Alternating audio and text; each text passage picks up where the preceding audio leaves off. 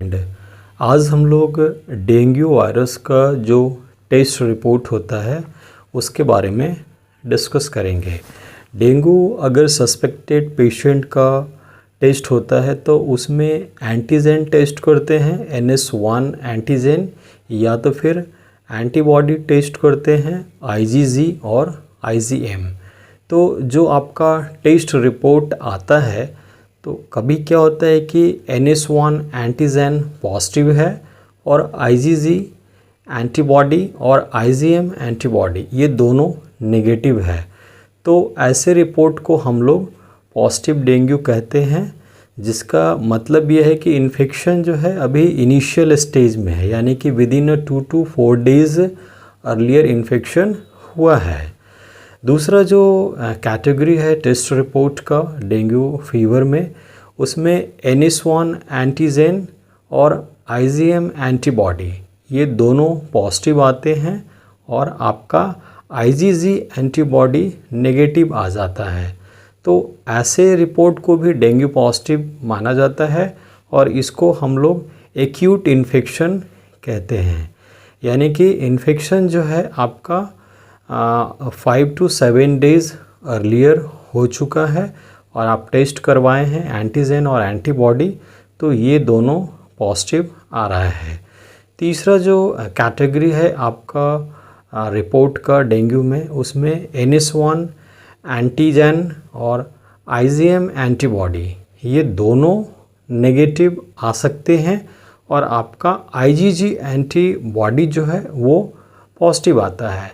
तो ऐसे केस में हम लोग जो रिपोर्ट इंटरप्रेट करते हैं तो पॉजिटिव तो माना जाता है, लेकिन कंडीशन जो है पेशेंट का इन्फेक्शन का वो पास्ट इन्फेक्शन, यानी कि बहुत पहले आपको डेंगू का इन्फेक्शन हुआ होगा और अभी जो टेस्ट हुआ है उसमें IgG एंटीबॉडी पॉजिटिव शो कर रहा है और IgM और NS1 एंटीजन ये दोनों नेगेटिव शो कर रहा है। इसी को हम लोग रिकवर्ड स्टेज भी कहते हैं। जो नेक्स्ट आपका रिपोर्ट आ सकता है डेंगू फीवर में, उसमें NS1 एंटीजन और IgG और IgM ये दो एंटीबॉडीज़ नेगेटिव आ सकता है और एंटीजन भी नेगेटिव रहेगा।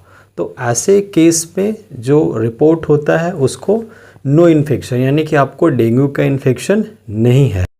नेक्स्ट जो आपका कैटेगरी है रिपोर्ट का, उसमें क्या होता है कि IgG और IgM ये दो एंटीबॉडीज़ पॉजिटिव आ जाते हैं और एंटीजन NS1 एंटीजन जो है वो नेगेटिव आते हैं रिपोर्ट में।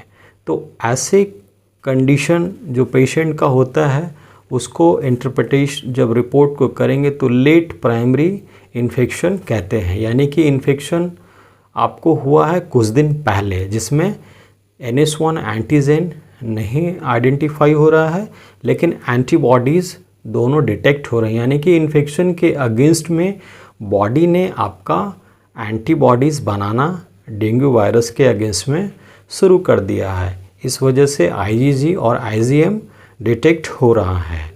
और जैसे आपका इन्फेक्शन जैसे जैसे आगे बढ़ता है तो केसेस में देखा गया है कि प्लेटलेट्स काउंट, यानी कि 6-7 डेज़ के बाद प्लेटलेट काउंट फॉल होने लगते हैं। तो डेंगू को डायग्नोस आप प्लेटलेट के साथ कोरिलेट करके भी कर सकते हैं।